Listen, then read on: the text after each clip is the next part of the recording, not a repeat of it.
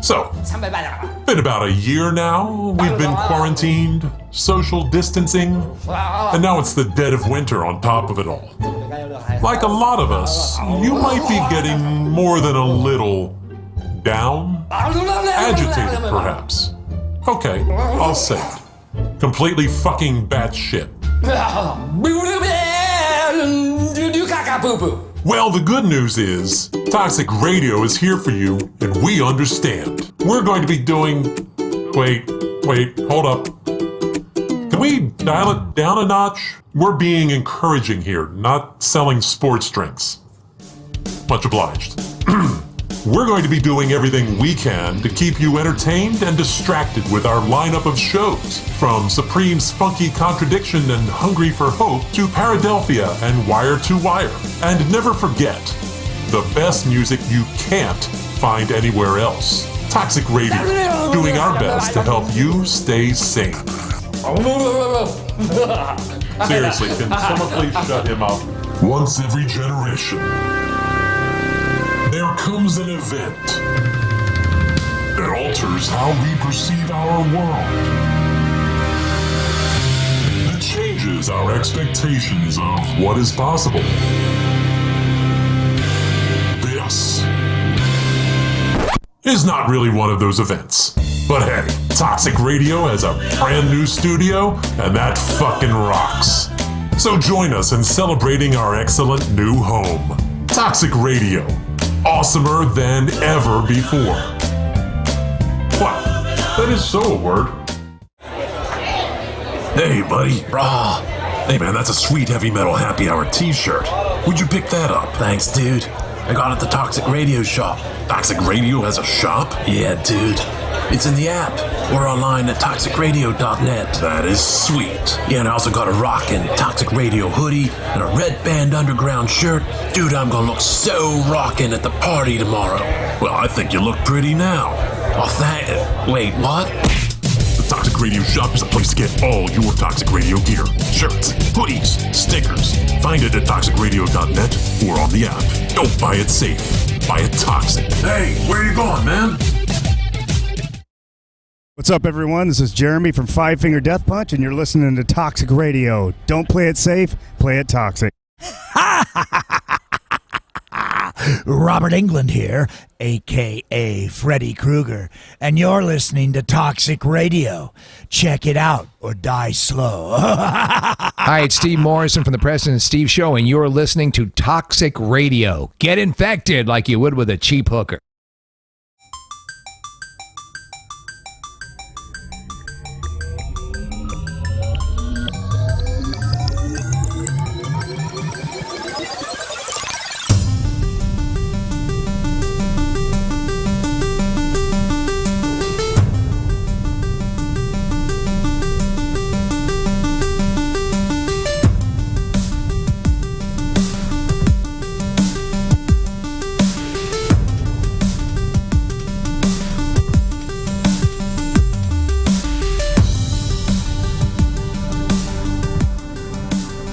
On? Is it working? Are we here? I think we are. Oh wait, my video isn't up. People can't see my beautiful face, which is for the people that are viewing from home on Facebook, on Twitter, on YouTube. Hi, how are you? Let me put this down a little bit. There we go. Now it's on nice and pretty and sweet. But anyway, hi and welcome to episode 53 of the Deviant Gamer Podcast, the podcast that covers the most epic drops in PC, gaming, and VR. You know how this goes. All right, let me pot up my buddy over there because joining me, as usual, every single week is the Demonoid. What's going on, brother? Right there. And I am Toxic Mike. I let you have front introductions. That time. You get the first one tonight because I'm pretty happy. I mean, you know, as all of our listeners and viewers know, recently I've been doing a lot of renovations here in the studio, and with renovations and with building stuff, as I have been doing here, you come up with some hiccups. The last couple of days we've had major ones, but luckily I was able to get it in tune and finalized before this show right here. I'm noticing our levels are a little off, but I think it's good. People watching us live, listening to us live, let us know what you think about everything. If you can hear us, if it sounds good, if you hear a hum, please give us some feedback. To everybody else listening in podcast land, you don't got to look at our faces, but you do got to hear our voices. If you hear me slurring, that's right. I've got the Invisalign. Deal with it. It's the beers. It's not the braces. It is. We drink about 30 beers before we start the show. Yeah, each. That's what each. Yeah. It's a case race before we start the show every single time. I've been here since 6 a.m. So thank you for joining us tonight. We will be. Just picturing me and you getting here at 6 a.m. just pre-gaming the show until it starts at 7 p.m. That'd probably be a damn good show if we did that. No. For us, it would be. You would have to get a new guy in there to work the boards. You just sit in here and drink. We would wake up the next morning thinking it was the best show. Oh, ever. Yeah. I'm already disheveled, as you can tell by the hair and just sweat. But you know what? We still got an exciting show for you tonight. Tonight we're going to be discussing arcades of the past and where they have gone and what you've got to do to get your arcade fix. I mean, me and Demonoid are two individuals that grew up with the arcade craze. Me a little bit more than Demonoid. I'm a little bit older, but we still got to live through that whole craze of going out to a place and playing amongst friends.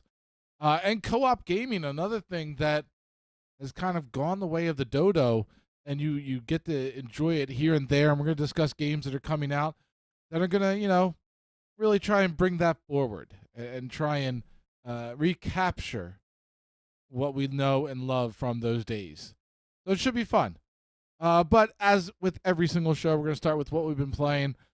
As you know, I'm Toxic Mike. I'm the owner here. So my list is going to be very, very small. But size doesn't matter in gaming. Remember, I said in gaming. Size doesn't matter in gaming. So I always throw it to Demonoid first because his is always very much so bigger than mine. Yeah, a little bit. And I want to go from the gargantuan to the tiny little one. So go ahead. What you been playing, dude? Different week for me. I mean, the usual Rust. Rust works in a monthly wipe cycle type of thing. So we're towards the end of the month, and we had to switch servers. So people really won't know what we're talking about unless you play Rust. It's the end of the blueprint wipe. We're not really playing hardcore because in another week from now, all your progress resets. So, like, we used to grind. We would get on Friday at, like, 6, 7, 8 o'clock after the I guess 8 o'clock after the show, and just grind and try and get ahead of everybody and, get your materials, get blueprints. In that game, you need blueprints to build stuff. And it's just, I don't have the drive to do it right now because I know in the back of my head within a week, next Friday night, it's all gone. You all start from square one. So me and Ronnie been looking for different games to play. Popped in a little DayZ, which I don't know if you ever played DayZ before or heard of it before. I know you've talked about it, but I never did play it. Yeah, it's like super duper survival, like legit, like hardcore survival. Like you need to find, if you get hurt, you need to find a knife, and then you need to find an old T-shirt, and you cut that into rags, and you can use the rags in order to bandage yourself. Like it's hardcore survival. Ronnie was toying around with that. I've played it in the past. Me and Guido have played in the past. Played a couple hours in that. Couldn't get back into it. I re-downloaded PUBG again just to try that. Me and Ronnie might play that a little later. I don't know. You're kind of doing that whole just bouncing around is what it sounds like. I am. You're aimlessly kind of going through different games, not knowing exactly what your game of choice is going to be for the next exactly. Weeks. Cause like I said, the way the Rust cycle works, I'm kind of in that zone where that's really all I can do. So I legit actually one night I actually had free time. I sat down in front of the computer and just stared at my desktop, and I didn't know what icon to click. Like I didn't know what to play. I did multiple different things trying to see what I wanted to play. I ended up downloading Diablo 3 again. Started playing that, trying to play through that, and then lo and behold, it's perfect timing because in a couple days, Season 23 comes out, which is, again, it's like a brand new wipe cycle type of thing. It's a fresh not fresh game. Fresh start, though. New mechanics they'll add. They'll do balance changes when they do all their balance shit. So it's good timing for me to restart that. But funny enough, playing that, I'm playing through Act 3, which I don't know if you played Diablo 3, but Act 3, the bad guy, the last guy you fight in Act 3 is Asmodan. He is playable in Heroes of the Storm. I was like, fuck it. I'm playing this. I'm about to fight this guy. I want to beat him. So I actually rotated into Heroes of the Storm. I played a couple matches of Heroes of the Storm. So I ran the whole gamut this week, back and forth. But yeah, playing one game led me to play another Blizzard game. So Blizzard got me again. Well, Blizzard, again, they are a good go-to game. I mean, we've stated many times that Blizzard, with their lineup of games, we've played them, we've enjoyed them, we've had good times with them, we have history with them, and we know that Blizzard is solid. Like you go to Blizzard and you know you're going to have a solid, enjoyable time.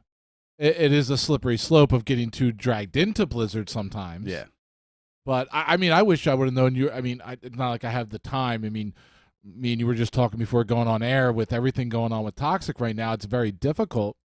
But at the same token, I would have loved to have played some Heroes of the Storm with you. Yeah. That game is always fun, except for when you're playing with fucking Guido.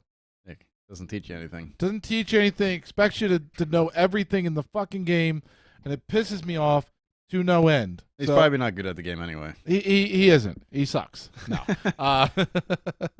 But yeah, so I would have liked to have played that. But I kind of like that period when you're kind of between games and kind of going back to revisit old games. You forget about why you enjoyed them, and you get to kind of see what has happened since you've been gone. Yeah. Since you've been gone. Oh, sorry. That's why I don't sing. But yeah, so that's how I actually dig what you just said, and that's how I most of the time play. And I've said this to you before. I play what I'm feeling, not what I'm grinding. If I feel like playing something, if I feel like turning on friggin' Far Cry for some strange ass reason, just because I feel like it, or playing Hearthstone, because I mean that feeling of, because different games give you different feelings, whether you want to be run and gun, whether you want to be chill, whether you want to build, whether you want to survive. It really is what you feel in that moment. And sometimes, when you're living in that life, and we're going to get into this later on, of the Fortnites and the CODs and all that kind of shit, where it becomes life because your buddies are just always playing it. You don't get to play those games like Fable and story-driven games or anything. And you kind of miss out on that. That's my thought process. That's why I will every now and then be playing something that you don't even, you're like, why are you playing that? Like, you should be playing this because you're going to progress more and you're going to get more and you're going to get further. And I just feel like playing this game. Yeah, I fall into that trap all the time. Like when I'm picking a game I'm going to play, like that's why I was rotating around, because in my eyes, me playing Rust tonight, and it's a stupid mentality because your video games are supposed to be fun, but like for me to play Rust tonight, it means I'm playing for no reason, because while I might have fun tonight, all the progress I'll be gaining gets wiped away next Friday anyway. So I'm like, why should I grind that? So me and Ryan were trying to figure out different games to play. It's just, I mean, again, it's a stupid way to think about it because it's a video game. You're meant to have fun. If you're having fun, that's the point of it. But it's still just in the back of my brain, like, this is pointless. I should play a different game. Absolutely. No, I hear you. So does that do it for you? Because I'm really Yeah, going to just streamline past mine. Yeah, no, that's it for me. Can you guess what game I have played? And this goes back to our last show, which I told you I've started playing a game as if it was a mobile game. Yes, your daily check-ins. Of what? Of GTA 3. GTA 5. 5. Yeah. You had 3. Jesus Christ. Dude, we're classic. We're doing arcade tonight, man. I was thinking in the past. No.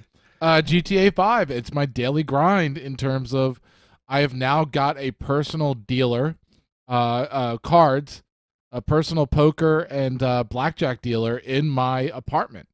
Really? Yeah, it's literally just trying to grow my penthouse, and then I'm going to move on to something else. It's a way to feel progression when you know you don't have time to play. So that's making you like incremental cash for not even logging in. Right, because exactly. You have that guy. Okay, Basically, I get it. It's incremental cash. It's slowly progressing in a manner that gets you something that maybe a lot of people aren't able to get. Now, the people that are logging in every day because GTA is life, and we see those people online that are doing role playing and this and that, their bankroll has to be insane. But it's cool. I'm enjoying it. It keeps me connected, if that makes sense. It keeps me connected. You're playing a game, and that's what you're supposed to be doing. Right. Playing video games. That's what it's all about. A little stress relief. I mean, you got your stress relief with your drink. You got your stress relief with your video games. And if you do anything else for stress relief, I don't want to know about it. Demonoid would like you to DM him and tell him about your stress relief. Yeah, send it over. Pictures, videos, whatever you got. Make sure it's vivid. Make sure it involves President Biden. He likes that. Yeah. Thank God I finally got a response. Laura, I had to say that. Laura's in the chat room. The beautiful and lovely Toxic Queen says that we sound wonderful, which makes me so fucking happy right now. Wipe some sweat off your brow. Oh After that my one. God. Oh my God. People out there that are ever thinking about getting into audio, just don't. Just don't. It is painstakingly brutal, and it is the worst video game, but I conquered it. I beat it. That was my video game for the week. But let's get into what we came here to talk about, some video game stuff that can include everybody. No drops for this week, no stingers, no news, no nothing. We're going to go old school on your asses. We're bringing this back. Actually, do I have that? Now I'm sitting here and I'm like, do I have that fucking stinger for us? I don't think that we do, but I'm going to check it. You know what? Because that's what we do. We do things on the fly because we're professional like that. Yeah. Demonoid told me to do this on the fly. Yeah. He said it would be fun. And the podcasters will cut all this out. We'll look professional. No, we'll keep it in. Yeah. Fuck that. Fuck that. Why would we take it out? You never want to take this shit out. You want to keep it in for the people. Leave it in. Leave it in. That's what she said. Oh, yeah. She said leave it in. I'm not seeing the drop, but I do see the full theme, so I'm going to fucking go for that and say choose, add, and we'll do this.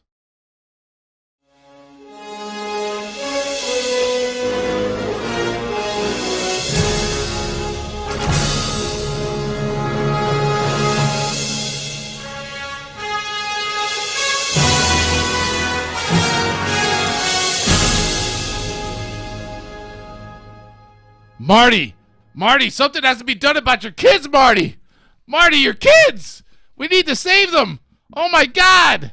No, but that is taking it back to the old school, going in our time machine, going back to when video games were for kids, and now we're adults, and you could be 40 or 50 or 60 and still playing video games and enjoying them, but there's nothing like remembering back in the day, the good old times, the good old days. We're going to hop in our DeLorean. We're going to grab our dog that has nothing to say, with no say in whether or not he goes back with us. We're going to fix the flux capacitor, and we're going back to 1990? Yeah. Yeah, we'll go 90. Yeah, I mean, 1990, 1995. year for video game arcades. Was it 90, 95? I'd say around there. Anyway, arcades. Arcades were the shit. Arcades were a place to go where people would have quarters on the arcade machine to show that they were up next. You stood around in a circle around the latest one. Remember that feeling you would get when you would go and they'd have a brand new arcade machine. Brand new, spanking new. None of the graphics on the side were withered or torn. You go up there and you start playing, whether it was, oh my God, Virtual Fighter, whether it was Top Skater, whether it was, I'm bringing it back. Cruising USA, remember sitting in the little cars and driving? Cruising USA, Taxi Driver, Taxi Cab Driver, whatever it was called. And then you go for the real gusto.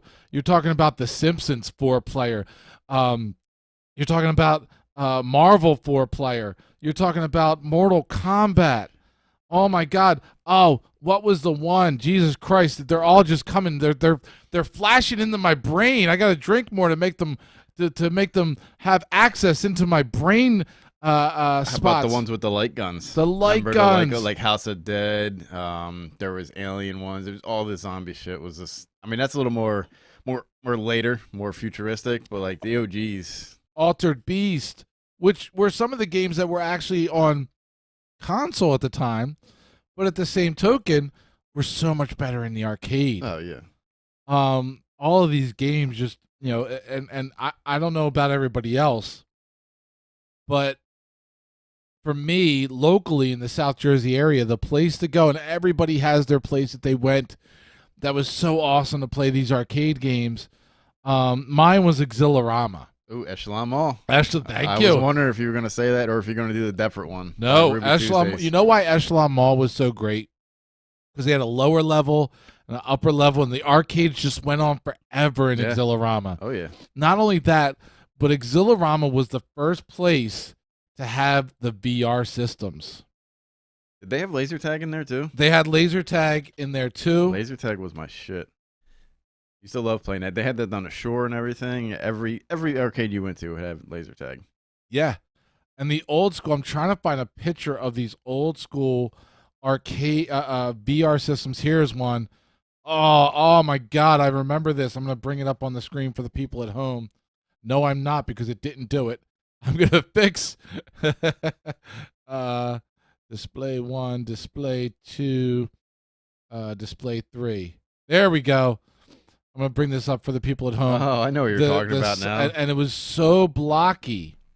It was so blocky that it was unbelievable. And I'm going to see if I can find some imagery from that to go with it, because I remember being in that, and you had to pay like $5 or $10. Yeah, for like 5 minutes of it. Uh-huh. And yeah, you're right. It was very pixelated and like just polygons coming towards you. Like it wasn't good. But at that time though, it like blew your mind. It blew your fucking mind like nobody's business. And I'm gonna see if I can find it. I can't find any images. But yeah, it was blocky. It had multiple levels to it, and you could basically just shoot people in the arcade, and you paid a ton of money just for the ability, and you thought that was the future. You 100% thought that was the future. Yep. Another one that comes to mind in terms of we thought it was the future back then, and we know now it's not, was the hologram arcade game. Do you remember this? Hologram? No. What? It was a Western arcade. I just brought it up right here. Time Traveler was the name of it. And Time Traveler was this arcade that was this little dome that was projecting the image to make it as if it was a hologram so that you could play it. So you're in that dome and it was projecting on the walls? Yeah. Is that what you're saying? So let me see if I can bring this up. I don't remember ever seeing that. Oh my God. People at home that are our age are just having old school game-gasms right now. Just hearing this, that have experienced this. If you have not, I would say put in Time Traveler Arcade into YouTube. I guarantee you'll be able to find what I'm talking about. So here, I've got this. Let me mute it. Let's see what this brings up. So we don't care about your. Here it is. There it is. It was a dome with a joystick and buttons and a display that you looked at and you were like, holy crap, this is the future. And it was kind of like robots, but with Western, because it was all time travel. And it just, at the time, was like nothing you've ever seen.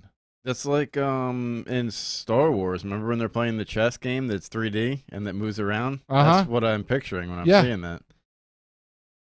And the last one I want to get into, before I get into all the stuff that you remember, Demonoid, because I actually want to have conversations about this, not just relive my fucking memory. But this one came out, came into the world of today because they just re-released it in some way, from what I understand, hearing about this, which was Dragon's Lair. And Dragon's Lair was the one which was a full-on cartoon. I've heard of that. And I've seen that guy. Where at certain points in the game, it would tell you to hit A, B, or whatever the button was, and you had to hit it in order to progress. So it was a timing game. So in this game, if you didn't hit it quick enough at the time it told you to hit it, then you would die. So it was really just timing your sword or whatever. I see in the video his sword. Yeah. Timing that up to when the game tells you to hit it or when you knew to hit it. And once you hit that button, it would trigger the sword to do whatever. That little light going on there, like that's when you have to hit it, or the fire, and the guy's hitting it at that exact moment. If you didn't know when to hit it, you would die. Yeah, that's wild. Just some of the games that I remember. What do you remember from the arcade days? I was a big, I don't know if we touched on it earlier, but I was a big fighting game. I think you did bring it up. You did do the Marvel Capcom stuff, Mortal Kombat, Street Fighter, all that. I loved that stuff. That's all I played. That and the and as I got a little older, when they came out, like I was saying, the shooty things, the light guns, shooty things. Yeah, the House of the Dead. I played the shit out of that. Dave and Buster's. Even as an adult, I'm in there with the light guns and doing the reloads off screen and everything. And then there was another game. I think what was it, like something like Maximum something, like you had, it was an assault rifle you were holding, and to reload you had to duck down, and your guy ducked down behind cover as you were reloading. Did you ever play that one? You see, you know what I'm talking about? Duck down one. It had like a sensor, like you were able to. No. So the game wasn't just like House of the Dead was just you had to kill the stuff where it hit you or it would shoot you. This one. And we'll have to find a thing. We'll talk about it next week or something. We'll have to find the name of the game, but it was... Yeah, if I knew the name of the game. Yeah, you're not fighting like melee characters, so you don't need to kill them before they get to you. It's a constant shootout. It kind of reminds you of that VR game, the Western thing that you kept hiding. But so in that, though, that's the way you would reload. You would shoot at it and then duck down underneath the screen, and your character would also do the same thing. And then that's how you would reload, and you would stand up and go back to shooting and everything, and you were using, it wasn't a pistol, it was like an actual like long gun you were shooting. That was one of my favorite ones. There was a Jurassic Park shooter. There was all sorts of stuff, but I mean the biggest one has to be the old school like Rampage and Simpsons. I think you brought up Simpsons. I did bring up the Simpsons. 4-player Simpsons. My buddy that I grew up with, one of my buddy Scott, every New Year's Eve, we would go to, people from around here know, the old La Martinique bowling alley in Lindenwald. Now it's called something else, but it used to be La Martinique. They had that in there. They had the 4-person Simpsons game in there, and we played the shit out of it, like constantly, tons of times. Wasted so many quarters on that game. Loved it. If I could get that arcade cabinet in my house, I'd buy it, but I think they're like $3,000. Well, that's where we were going to go with this, is that, and they're not that expensive, to tell you the truth, because... You know, I've had arcade cabinets to the extent of what we're talking about, and to get a Simpson one really isn't that much money. Yeah, yep. I mean, it's bringing back memories, and of course we get into a freaking commercial an ad because of YouTube. Thank you, YouTube. For stuff like that, if you get a single arcade cabinet, usually between $500 and $1,000, which is a lot, but at the same time, to get one of those arcade cabinets that is well done and well preserved or well refurbished is really a deal. I spent $500 when I was like, I think in my 20s for a WrestleFest one. Yeah. And that was the old school WWF WrestleFest. But that's the thing now. There's nowhere to go where you're going to, I mean, you can go to Dave and Buster's and you can go to these like barcades, but it's not what it used to be. Most of the arcades at a Dave & Buster's is great to go and drink with your friends, but for the most part, it's all oversized. Phone games. For the most part, it's not the arcades that you used to love. To get the real arcade experience now, which is a lost form in my opinion, you've got to go out and get it on your own. And thank God, I know we're not bringing up anything that people don't know, because I mean, everybody who doesn't go to Walmart for one thing or another, but thank God that Walmart has the 1-Up arcades, and 1-Up is the way to get it into your house. I'm trying to look them up now. It's not easy to find these. Yeah, it's Arcade 1-Up. There's the one that I was going to talk about later was the Midway one that has Mortal Kombat and everything. That is the one. It's $3.99, like you were saying, and you get like 12 games with it, but you have to buy it through Best Buy or GameStop. Arcade 1-Up is not selling it themselves, which is kind of weird. Really? Yeah. If you go do the Arcade 1-Up, Arcade 1-Up. Go to their main page. That's not it. That's Upgrade to Arcade. Yeah, that's not it. Yeah, Arcade 1-Up. There it is. Right there, yeah. So Arcade 1-Up. There it is right there, the Legacy Edition. Midway Legacy Edition. If you click that, the second one over, that is the one that I've been eyeballing. 12 games. It has the riser on it. You can see it looks just like MK2. As Mortal Kombat 1, 2, and 3, and then a bunch of other games like Joust, Rampage. Remember Rampage? Yes, How about that game where Rampage. you had the 3 different things you would blow Oh up? my God. That's going to be built into this cabinet. That's why this is the one I've been eyeballing, dude. $3.99 for 12 games, and one of them is Rampage. Paperboy, remember Paperboy? Yes. Paperboy will be in here. Joust, Defender. I'm looking at Root Beer Tapper, Bubbles. I remember I played the hell out of Bubbles. Yeah, dude, this is the cabinet that I'm eyeballing for $3.99. That's a steal for me. It's for just $3.99. That's 100% a steal for anybody. But if you click so if you click GameStop, it says like it's not on sale till December 2021. If you click the Best Buy thing, it says instantly sold out. So I don't know when it's actually available, but I'm keeping my eye on it because that's going to be in my basement as soon as it's available.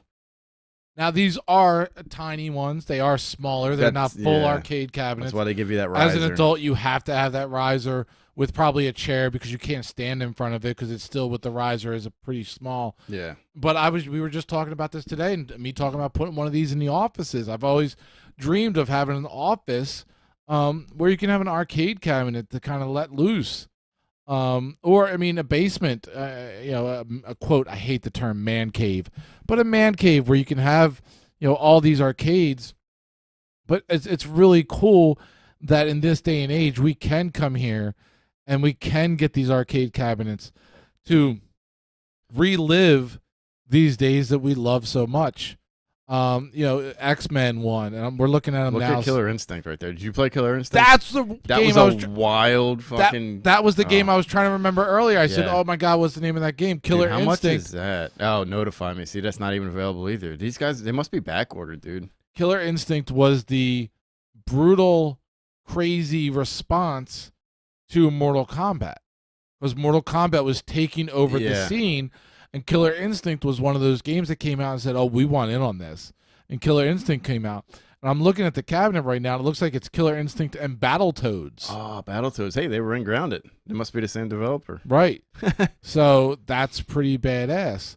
And for individuals like Toxic Mom, to have a full-fledged cabinet of Pac-Man takes her back to her days. And that's really friggin' awesome. It says down here, view all machines. And I'm going to hit that. Take a look at all of them. All of them. Oh, Burger the Infinity Time game table is interesting. I don't think available direct. Burger Time. I remember Burger Time. And Burger Time comes with a bunch of other games. Caveman Mania, Karate Champ. Burger Time was another one that I spent forever going through. And it's just so awesome. And NBA Jam was one that I've seen at Walmart. Is a good one. NBA Jam, which was definitely good. Anytime you can get 4 players in one of these arcade cabinets, I mean, to actually go there with 4 buddies. Oh yeah. And there's Rampage. There's the Rampage on its own with Defender, Joust, Gauntlet. So they merged with that new one coming out. They merged like two cabinets. Yeah. And as you can see, tall. it's tall, but it's not tall enough. It's not. Your eyes are too low. You got to have like bar stool chairs. This place sells bar stools. Bar stool chairs. Yeah. You got to have them. Unless you're getting one of these countertop arcade ones, you got to have it. Or the old school arcade table, which I remember buddies of mine having one of those. Yeah, that's definitely something cool to have that in your room. Yeah. So, oh my God, there we go, Laura. I loved Killer Instinct. Me too, Laura. And maybe that's something we get for our home. That's a possibility. Did you play? You played a lot of Killer Instinct? Oh, dude, I played a ton of Killer. Do you remember? Orchid, again, I will put this out there real fast. I, in no way, shape, or form, want to say that I was good at any of these games. Oh. I was not good. Nah, was not good. Played I wasn't. My quarter wasn't staying up there. I was going to the back of the line. But Killer Instinct, absolutely, 100% was all in on Killer Instinct. Oh yeah, I love that game. Me and my buddy played it all the time, and I remember. I don't know if you heard the rumors or whatever, but like that chick Orchid, the chick with the bow staff. Do you remember the characters? Orchid? Yes. I remember. I remember there was like a rumor floating around because there was no like real internet. I mean, there was internet, but not like what it is now, where everything's just at your fingertips. But there was like a rumor going around that you could do some kind of like combo, and at the finishing screen, she would be there topless. Oh, they had all of those. They had all of those. They had that for friggin' for Mortal Kombat too, with the fatalities and all that kind of stuff. I mean, yeah. I mean, that was just feeding into us as kids and what we wanted. Yeah, wanted to see some boobs. It's 100% what we wanted to see, and we we would have trampled over everybody in the arcade if we knew that there was a possibility of seeing boobs. Rare. I mean, 100%. This is actually this is supposed to be footage from the actual 1UP arcade cabinet.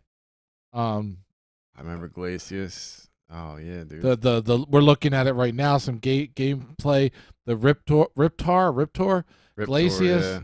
I yes. like the skeleton. I like Jago, the Ninja Man. He was pretty good. And the combos that you can get in this. Oh, that was the thing. That was this game. I mean, I'm sure other games did it before, but this game there was ones where when you were good enough, if your opponent did something wrong and you got him in a combo, if you like this, you couldn't get out of it. Oh, you did. There was nothing You're you dead. could do. Because you basically just put your hands up in the air because what am I going to be able to do? There's nothing I can do. Yep. He is just effing my face. Yeah. For lack of a better term. Yes. He's just going to F my face. You could legit lose by one misstep. If they knew how to do a combo, you could just take like 53 hits right off the bat. Uh-huh. That's right. There's a fire guy. There's Glacius, and there was also the fireman. And it was, I swear that this was all response to Mortal Kombat. I mean, Mortal Kombat was top of the heap. Top of the heap. This also just reminded me, real off topic. Go ahead. Remember Clay?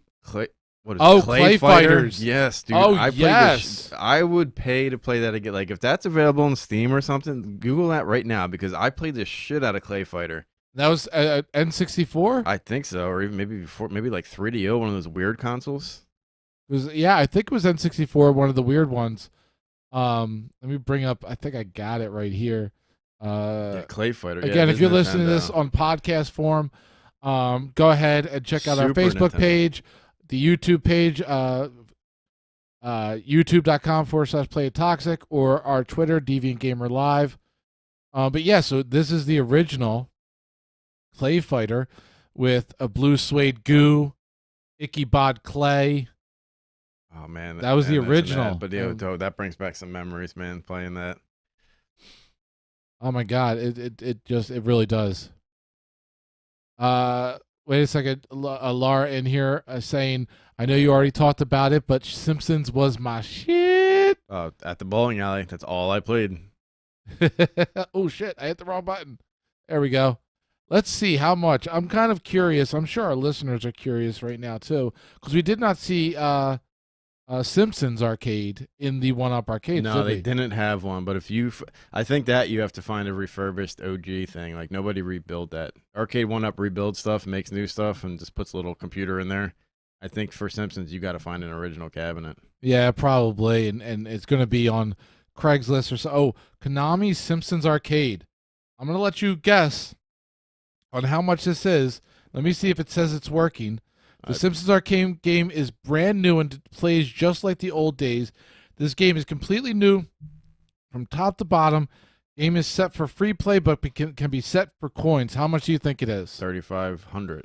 Wow. 3,500. Wow. I'm not even going to kid you right now. I'm very impressed. Dude, I've been looking this up. With how close you got that. Dude. This is brand new, $3,890. Buy it now. Yeah, it's insane. Brand spanking new. I would love to have that cabinet. This is in Chattanooga, Tennessee. Brand spanking new. So it's very... If I had $3,000, I'd have one of them because that game was awesome. But I have heard that $3,500 is how much a testicle can go for. I got two. You have two. Yeah. You only need one. I only need you one. don't need two. Oh. $3,500. You know where I can sell one? I believe you just go to like urgent care. Yeah. And they just take it out for you right then and there. I mean, I got knives here. Got keys in my pocket. Salt. That hurt right now. I got to go to the bathroom. But yeah, so that's our little journey. But anything else you wanted to mention from your thoughts and memories that this has all been pouring back in from the arcade days? That the Rampage is a big one, which is going to be hopefully in that cabinet that I can find if it ever comes back in stock. I mean, remember there's plane games. Remember the plane games where you would like just kind of it would scroll up and you would move the plane back and forth and break. Oh, shit. I don't remember planes, but I remember that with the racing games. Yeah, like it was similar, but yeah. No, there was a lot of games like that. I played a shitload of that. Yeah, it was good times, dude. It was good times. So now we're gonna swift. Now we're gonna shift. Now we're gonna shift. I'm telling you, dude. I give props to people that do Invisalign, that do friggin' braces, because this shit will make you swerve your words in different directions you didn't even think you were gonna go. Now we're gonna shift a little bit over to the times of co-op. What were your favorite games growing up for co-op? I know mine, and it's dead honestly, 100%. One game that stands out supreme amongst all. But what were your favorite co-op games growing up? So my co-op shit growing up was, so if you want to go super old school, it was legit Super Mario. Not so much co-op, but you just pass the paddle with your buddy back and forth. That evolved into staying in the Nintendo world because I was like a Nintendo kid. Once you get out of that, I would say Donkey Kong, Banjo-Kazooie, all that stuff where you... Was that split screen or... Donkey Kong had, when they introduced Diddy Kong, did you play together? I'm trying to think. Did you play together, or was that another? I think you played together. I think you did. But Banjo-Kazooie chat room, could help do us something. out Yeah. if you remember that game. If that was something that you played together. Donkey Kong Country. That was Nintendo 64, maybe even Super Nintendo. Oh, real fast in the chat room, going back to our old arcade topic. Laura was mentioning WWF, Spider-Man. But the one I really wanted to bring up was Teenage Mutant Ninja Turtles, which was a very similar game to The Simpsons, and TMNT. I played a lot of that. So back to our co-op discussion. But yeah, speaking of Ninja Turtles, though, I remember me and my buddy who played it all the time. Remember the ninjas that would come at you, Shredder's ninjas? Yes. They would be in their little ninja outfits. We had names for them. Like, if they were purple, we'd call them, like, grapes and stuff. And the orange ones would be, like, we named them all fruits for some reason. I don't know. We were just stupid little kids. But, yeah, no, it was, we were talking, Donkey Kong Country was a big thing because you had Donkey Kong, Diddy Kong, and all his Kong. He had a whole family of Kongs out there with him. Banjo-Kazooie was big. What else popped up big? The PlayStation started it with Crash Bandicoot. That was a big one. I think that's really it. Spyro. I remember Spyro. I remember playing a lot of Spyro. I don't know how much co-op that was, but it's definitely that type of RPG adventure type of game. And when I say co-op, I just want to clarify. I don't mean MMORPG. I don't mean the days and today of the multiplayer in terms of. When I say co-op, I mean storyline driven co-op. Yeah. I mean not the days of Fortnite and COD and all those kind of games. When I'm talking co-op, I mean going on an actual journey with a friend, whether it is Spyro or Banjo-Kazooie or Jam and Earl. I don't think I played Jam and Earl was what that just wow. Jam and Earl just came into my brain was like that PlayStation, like a friggin' wrecking ball. Or was it? No, was that Sega? That was Sega, right? That was Sega. That was Sega. That was 100% Sega. And I'm bringing that up right now because you know what? I can. But Jam and Earl, Sega Genesis. It says it right there. We even get the little Sega logo right there. But 1991. Wow. Jam and Earl was one of those kind of. It had a little hip hop vibe to it because there was a time of all the hip hop. Jam is a wiener. Is that in the game, or is that what you could type in as your name? I believe it was in the game.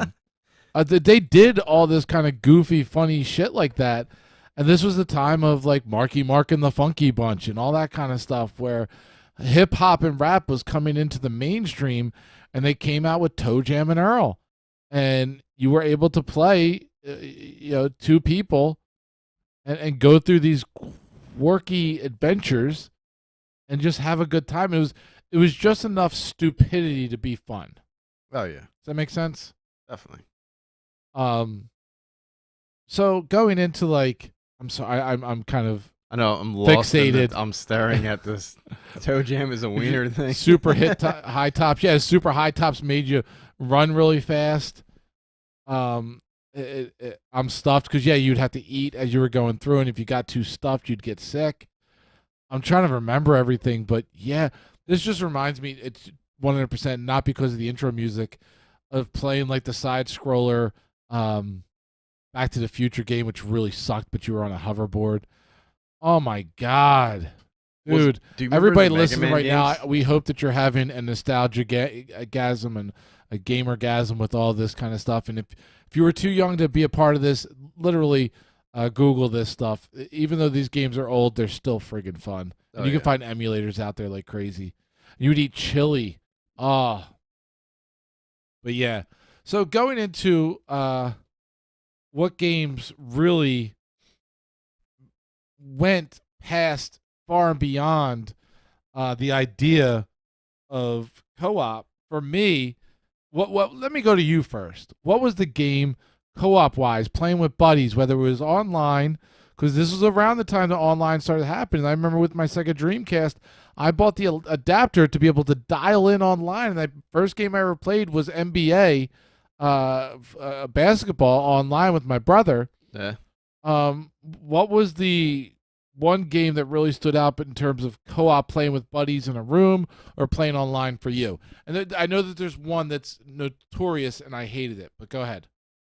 All right, so I'm gonna go even further back in time than internet capabilities. Me and my buddy I spoke about earlier, my buddy Scott, before we were old enough to drive, before we could do it, there was no internet. It may have been AOL maybe, but there wasn't games linked up to it. We would legitimately have a landline phone. I would call his house because both our parents are at work. It's summer.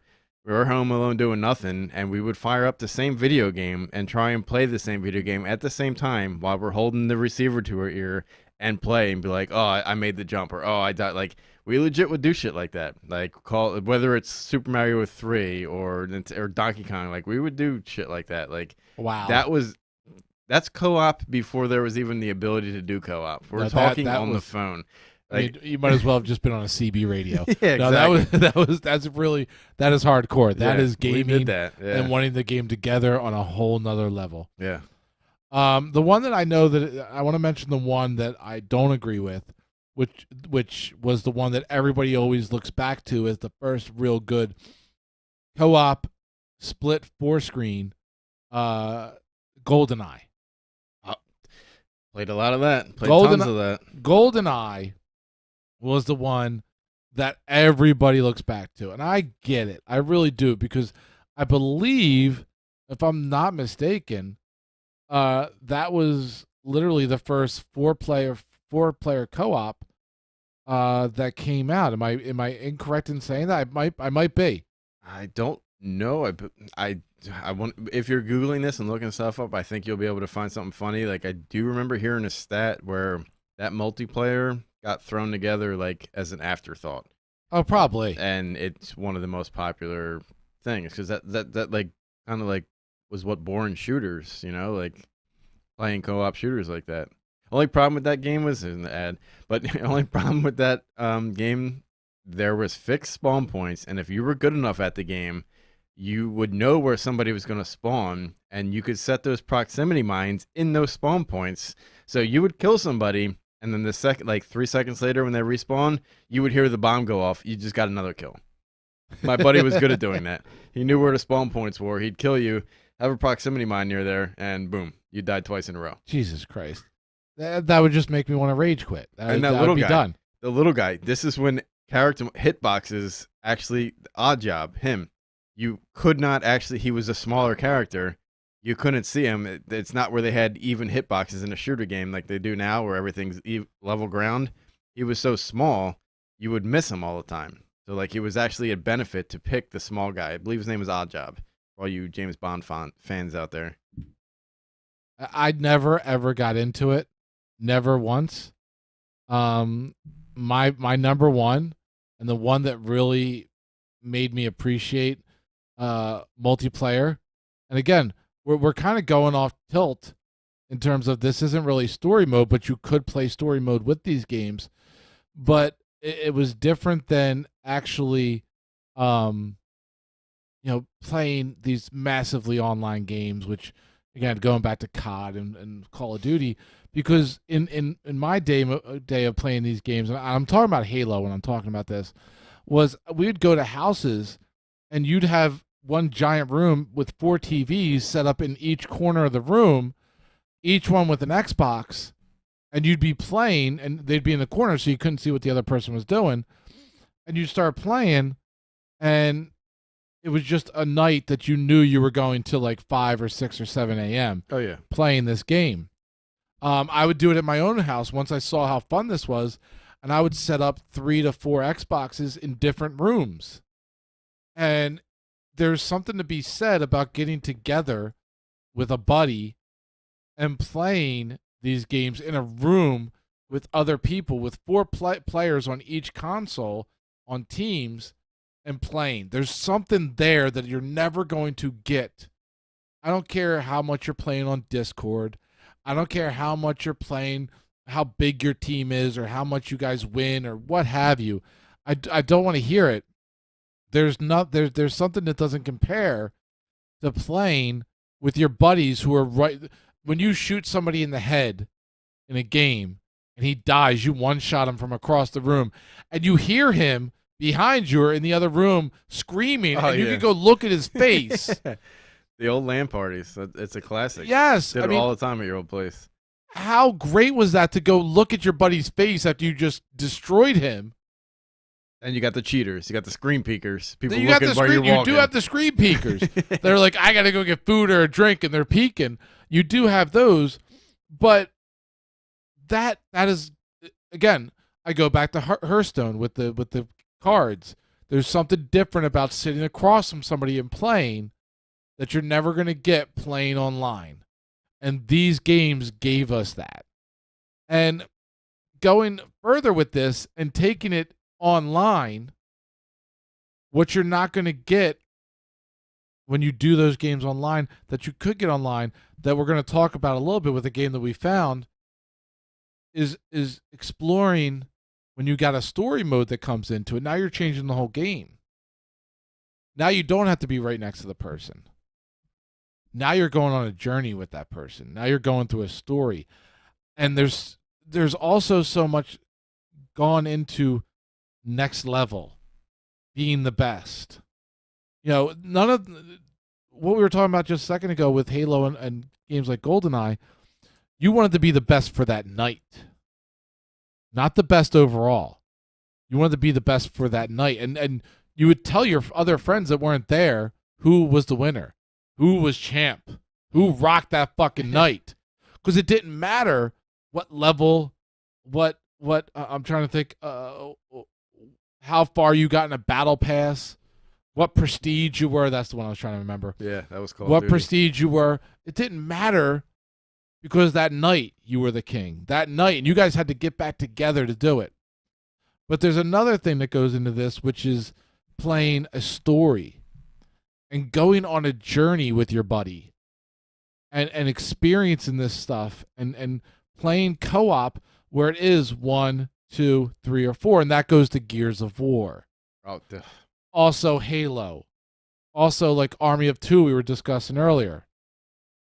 These games took you on a story that now you and that person you played with have that experience.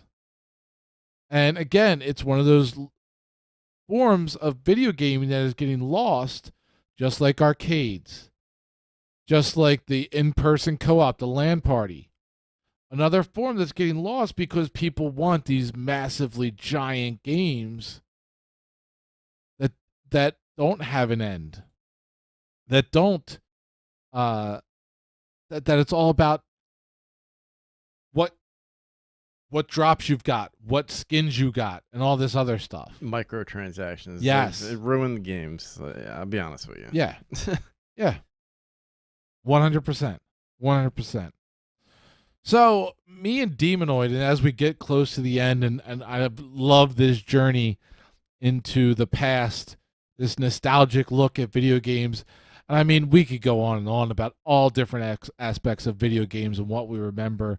And maybe another time I'll share my story. I don't think I've shared it or maybe I have. I'll share it again of Seaman. But technology and how it's gone forward in video gaming, we like to do this every now and then, and we hope that you've enjoyed this. But this game that we've just found, I found it via TikTok, which is a method I thought I would never find video games. But this game is called It Takes Two. And it's not a sponsor. It's not a game that we've been sold on in any way, shape, or form. It's just a game that we saw the trailer for, and it looks really cool. And this game does it right. You buy one version. Whoever buys the version of the game, whoever he wants to play with, just downloads the friend version, which is free, and he can play with his friend. So for one copy, you could play with as many friends that download the friend version and play co-op, whether it's split game PC, which fucking yay. More games should be split game PC. You got to have a controller, but fucking do it. Or play co-op with your buddy. It's 2-player co-op going through a story where all of your choices in this game actually matter, which makes it so much better. And which character you choose distinguishes what kind of gameplay you have with it.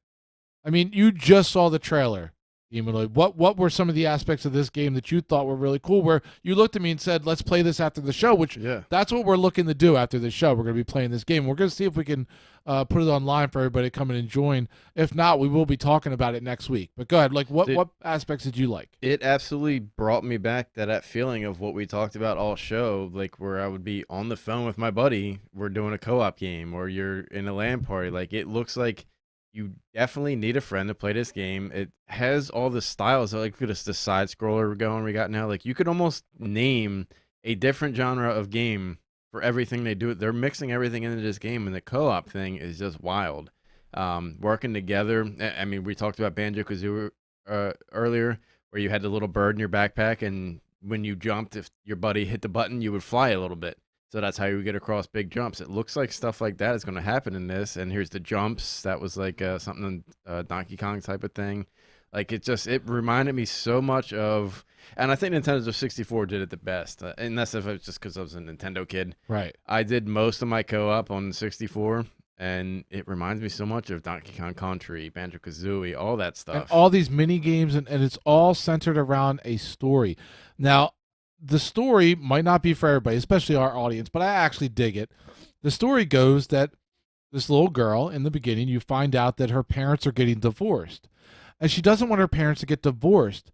So she makes what it is kind of similar. I'll bring this back up because it has a picture of them, of like voodoo dolls of her parents. And with these dolls, she's trying to make it so that she can make her parents be friends again and love each other again. And it kind of grabs you emotionally and brings you into this story that has all these aspects that me and Demon, there's goofy ass shit that goes on in this game that just looks like it's going to be fun to play with a co-op, but it has a real story built into it that if Demonoid plays with me tonight and then plays with Ron tomorrow and then plays with Guido the next day, he's going to have a totally different experience with each person he plays with, even though he has gone through the game already, which is pretty badass. Now, we have not played this game. We're only going off of what we have seen, trailers, reviews, and everything, but we're already sold on it. But just by the trailer of this game, simply by this, it led us to the topics we talked about tonight. It brought us back to that nostalgia, like Demonoid was saying, of side-scrollers, of co-op, of an arcade gameplay. And it really did mold what the show was that you heard today or tonight or whenever you're listening to this. So props to It Takes Two. We're going to play the game, and we're going to give you a review next week. But no matter what, I'm still giving props to It Takes Two for even its trailer, for giving us that little journey back. And for that, we thank you. Everybody checking us out tonight, we appreciate you. Everybody checking us out on podcast form, we appreciate you too. Everybody that joins the Deviant Gamer community, we welcome you with open arms. We thank you for joining our community. We ask you to go ahead and click the link in the description or click the link in the body of the podcast to join our Discord. Come have fun with us. Even if we're not playing games, we're in there just goofing off. And I'm talking to you, Fishman, because I just seen you log in. I'm talking to everybody as well. Join us in the Deviant Gamer community. We have a lot of fun. I know my boy Demonoid right across from me. I know Guido and Ron, who you guys haven't been introduced to, but those guys have a blast. Toxic Mom is in there. Lara is in there, and a slew of other people that have joined the Deviant Gamer community. So come join us. If you're playing one of the games that we play, let us know. Play with us. If you decide to go get It Takes Two tonight, you want to play with us, or you just want to utilize us to get in there because you want to use the friends code, please let us know. If you're on World of Warcraft, if you're on Rust, if you're on any of these games that we have played, let us know. Also, remember to go check out the backlog of shows. We discuss games from the past, BlizzCon, Anthem, where we shit on it a lot. All these different times that we've played Blizzard games, VR, talking about Oculus, Quest 1 and Quest 2, Rift, all this stuff. Go back and check it out in our past episodes. And if you're enjoying us right now, share us with your friends and family. Share us on Instagram, on Twitter, on Facebook. Let people know that we're here. Grow this community with us, and we will grow with you. We will try our hardest to not disappoint, to bring you some fun and bring you some nostalgia and games that are coming out in the future and games that are going on right now. I know that I miss my VR dearly. And once I'm done in this whirlwind of toxic radio and toxic entertainment in terms of building this empire right now, once I have a little bit of a break, I'm going to be getting back into it. Demonoid, I didn't even talk to you about this before the show, but there's some crazy shit going on in VR that we're not getting into. I don't know. Mine's not even hooked up. I'm with you, dude. I'm in the middle of, you're moving into a new studio. I was moving in a new house. My Oculus is not even plugged into my computer at this moment. We got to get back at it. We can't disappoint the people. So thank you. We appreciate you. And remember, it's all fun and games. So somebody gets trolled. Later.